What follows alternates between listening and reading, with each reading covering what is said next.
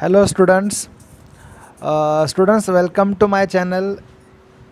In this channel you will get all computer related courses. तो students, आज के lecture में हम लोग यहाँ पे देखेंगे कि एक्सेल के अंदर रिलेटिव रेफरेंस और एब्सोल्यूट सेल रेफरेंस कैसे लगाते हैं और ये क्या होता है।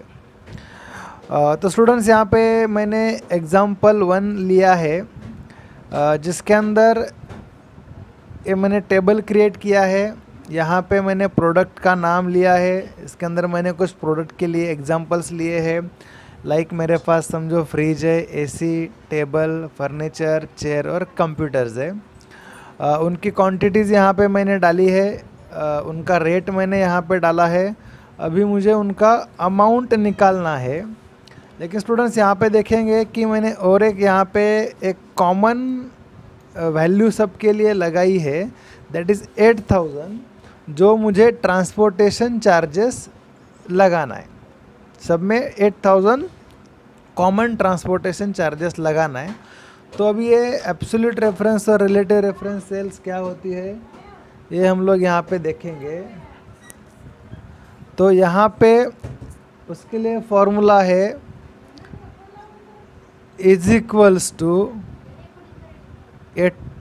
12 इंटू 12,500 यानी B6 मल्टीप्लाई बाय C6। अगर मैं यहाँ पे एंटर करता हूँ इतना, तो ये मैं ड्रैग करके निकालूंगा तो भी ये मेरे सारे वैल्यूज़ यहाँ पे आ जाएगी। लेकिन स्टूडेंट्स, यहाँ पे अगर मुझे इज इक्वल्स टू मैंने यहाँ पे लिया B6 मल्टीप्लाई बाय C6 और उसमें मुझे ऐड करने हैं ये 8000। ओके, अभी जब मैं उसको एंटर करूँगा यहाँ पे, तो ये मेरा 8000 ऐड होके ऑप्शन यहाँ आंसर यहाँ पे आ गया। लेकिन स्टूडेंट्स, क्या होता है जब अभी मैं इसको यहाँ से ड्रैग करूँगा, यानी ऑटो फिल करूँगा ड्रैग करके, तो ये आंसर तो आ गया, लेकिन सारे सेल में 8000 ऐड होके आया नहीं है। चलिए इसको थोड़ा सा डीप में समझते हैं स्टूडेंट्स। अभी जब आप यहाँ पे जो पहली सेल में हम लोग ने फॉर्मूला निकाला था, वहाँ पे कर्सर रखेंगे तो आपको फॉर्मूला बार में पता चलेगा। या यहाँ पे मैं अगर व्यू में फार्मूलाज में शो फार्मूलाज करूँगा तो भी यहाँ से दिखेगा मुझे। तो यहाँ पे आप देख रहे हैं कि B6 into C6 plus F4 यानी मेरा ये सेल है। लेकिन अगर मैं जैसे ड्रैग करूँगा तो यहाँ पे F5, F6, F7, F8 और F9। अब ये जो F5 से लेके F9 तक सेल है, इसके अंदर कुछ वैल्यूज़ ही नहीं है। यानी क्या हुआ है कि ये F5, F6, F7, F8 और F9 यहाँ पे मेरा ये सेल में 8000 ऐड हुआ नहीं है। तो उसके लिए अभी क्या करेंगे स्टूडेंट्स, यहाँ पे देखेंगे हम लोग। तो जब हम लोग ने यहाँ पे फॉर्मूला निकाला, इसको डिलीट करते हैं क्योंकि मेरा रॉन्ग है, तो वो जो सेल है वहाँ पे कर्सर रखेंगे। अभी इसमें से जो F4 वाली सेल है, यानी जो 8000 वाली जो सेल है, उसको मुझे फिक्स करना है। यानी मुझे वो अल्टरनेटिवली अगर मैं ड्रैग करता हूँ तो वो 8000 वाली सेल मुझे चेंज नहीं होनी चाहिए। तो उसको हम लोग यहाँ पे एब्सोल्यूट, जिसको कांस्टेंट रेफरेंस भी बोलते हैं, तो जो F4 वाले को क्या करना है, जस्ट आपको यहाँ पे फॉर्मूला बार में F4 को सेलेक्ट करना है और यहाँ पे प्रेस करना है जो फंक्शनल कीज़ वाला F4 है, दैट इज़ F4। तो जैसे आप फंक्शन की वाले F4 पे क्लिक करेंगे, प्रेस करेंगे, तो यहाँ पे डॉलर का साइन आ जाएगा और उसको यहाँ पे करना है एंटर। अभी यहाँ पे फॉर्मूला देखेंगे आप, तो वहाँ पे दिखेगा आपको B6 into C6 plus $F4। अभी F4 वाली सेल क्या हो गई, यहाँ पे कांस्टेंट हो गई, यानी फिक्स हो गई। अभी जब मैं उसको यहाँ से ड्रैग करूँगा तो यहाँ पे अभी ये वैल्यूज़ में मेरा 8000 ऐड होके यहाँ पे आ गया है।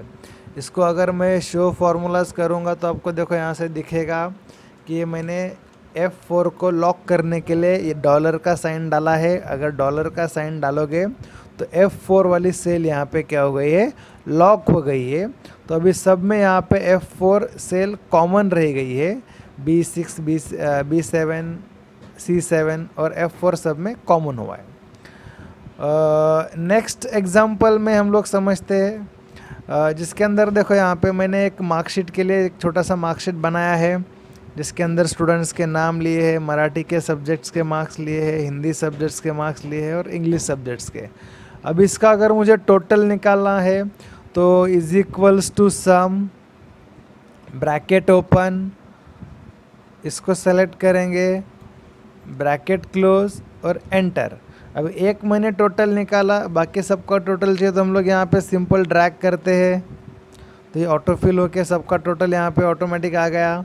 अगर इसका परसेंटेज निकालना है तो is equals to total into 100 divide by 300। Enter करूँगा तो इसका भी यहाँ पे परसेंटेज आ गया। अब इसको भी मैं यहाँ से ड्रैग करूँगा तो ये भी परसेंटेज मेरे प्रॉपर आ जाएंगे। अभी मुझे इसका क्लास निकालना है, जिसके लिए मैंने यहाँ पे टेबल बना के रखा है।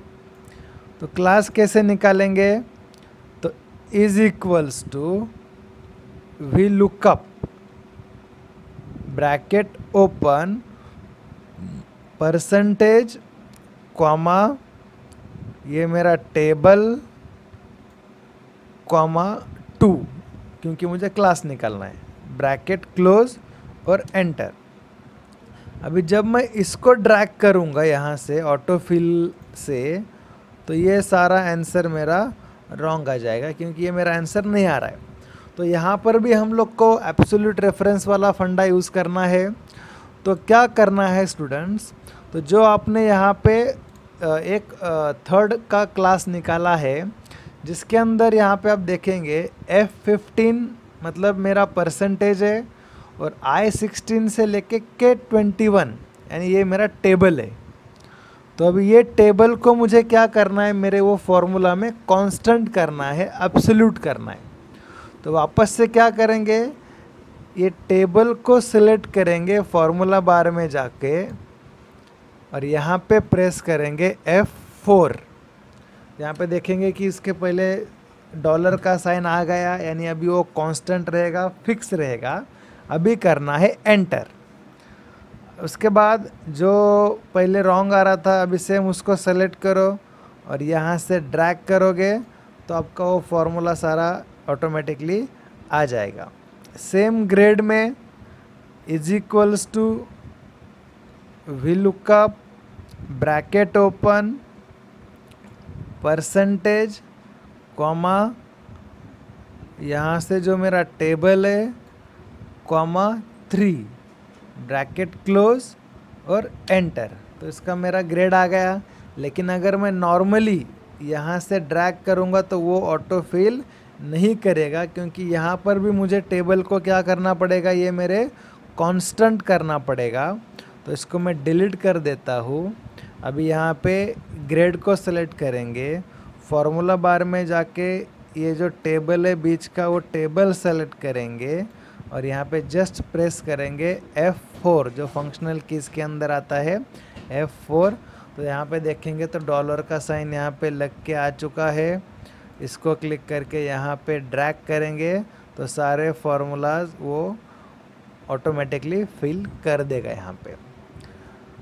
और एक स्टूडेंट्स मैंने एग्जांपल लिया है, दैट इज़ एग्जांपल 3 के अंदर मैंने यहाँ पे मेरे कुछ एम्प्लॉयज़ लिए हैं जिनका बेसिक सैलरी डाला हुआ है, अलाउंस ऐड किया हुआ है और ओवर टाइम आवर्स डाला हुआ है। अभी मुझे इसका ओवर टाइम रेट निकालना है। अभी ओवर टाइम रेट के लिए मैंने यहाँ पे ऊपर वर्किंग डेज़ के लिए जो 30 वर्किंग डेज़ है या 8 आवर्स का वर्किंग 8 आवर्स मेरे एक वर्किंग डेज़ के अंदर है, तो ये मैंने कॉमन सेल लिया है। अभी ओवर टाइम रेट के लिए क्या फॉर्मूला हम लोग डालते हैं, तो is equals to basic salary divide by 30 days divide by 8 hours. अभी एंटर करोगे तो यहाँ पे मेरा ओवर टाइम रेट यानी सैलरी पर आवर आ गई। अभी मैं इसको ड्रैग करता हूँ यहाँ से, तो ये मेरा रॉन्ग हो जाता है, यहाँ पे कुछ भी आंसर नहीं आ रहा है। तो मुझे अगर ये चाहिए तो वापस वो सेम फंडा क्या किया था, क्या करना है इसमें, जो एक वैल्यू हम लोग ने निकाला है उसको सेलेक्ट करो। अभी यहाँ पे मुझे क्या कांस्टेंट रखना है, तो ये D4 और G4 यानी 30 डेज वाली सेल और 8 आवर्स वाली सेल मुझे कांस्टेंट रखनी है सब में। तो D4 को सेलेक्ट करेंगे और करेंगे F4 यानी फंक्शनल वाला फंक्शन के वाला F4 दबाएंगे।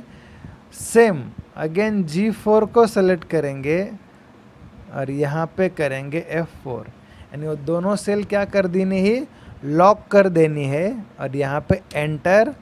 अभी अगर मैं यहाँ से ड्रैग करूँगा तो मेरा ऑटोमेटिकली सारे फार्मूलाज फिल होके आ जाएंगे।